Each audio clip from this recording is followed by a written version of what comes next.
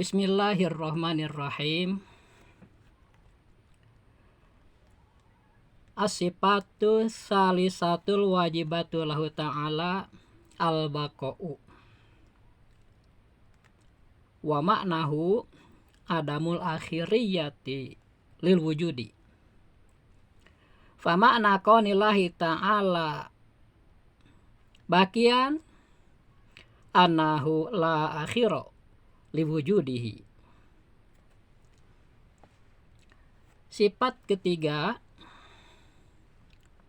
yang wajib ada pada zat Allah itu ialah bako. Makna bako ini adamul akhiriyah, tidak ada akhirnya, abadi kalau dalam bahasa kita ya, tidak akan pernah rusak, tidak akan pernah hancur, tidak akan pernah hilang.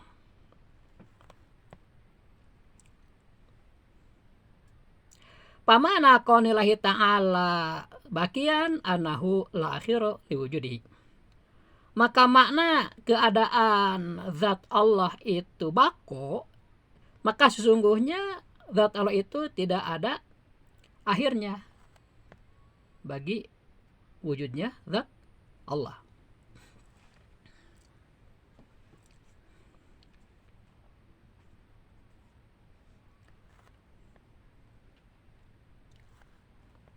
Wadalilu ala baqaihi ta'ala, adapun dalil ijmali yang menunjukkan akan bakoknya zat Allah Ta'ala, yaitu laukana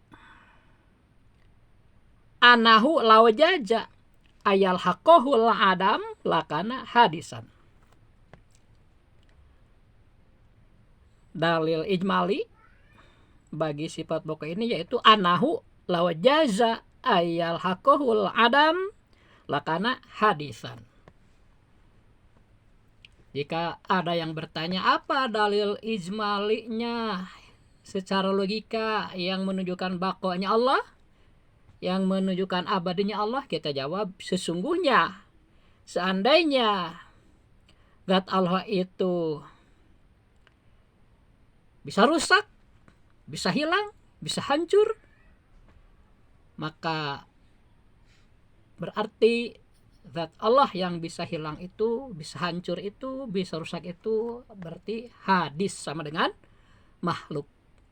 Karena yang menerima kerusakan itu hanya sifat makhluk.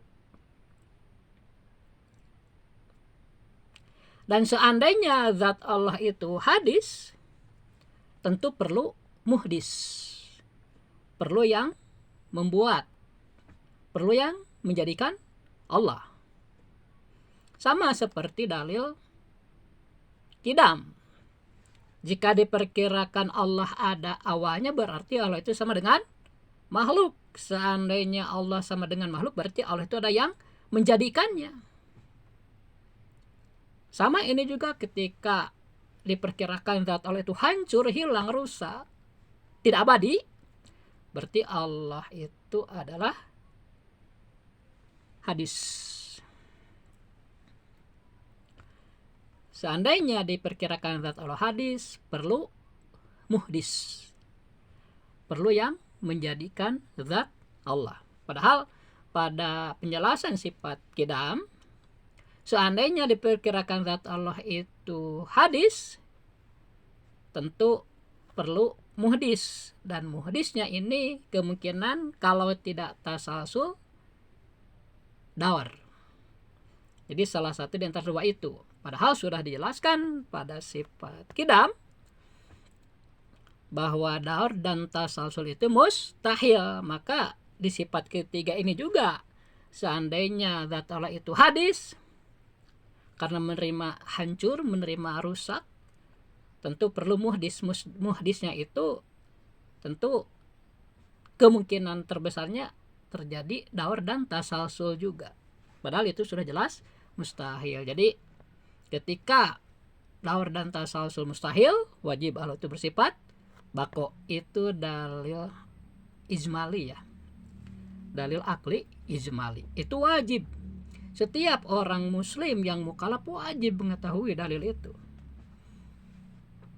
Bisa macam-macam cara menerangkannya ya. Yang penting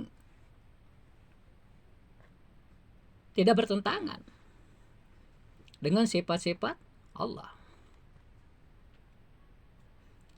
Lalu apa dalil naklinya? Nah, dalil naklinya itu sama seperti dalil untuk sifat qidam, ini juga ada di surah Al-Hadid ya. Di Al-Hadid itu kalimatnya wal awalu wal akhiru wal zahiru wal batinu ila akhirih. Wal awalu dialah Allah yang awal, tidak ada permulaannya. Wal akhiru, dan yang akhir tidak ada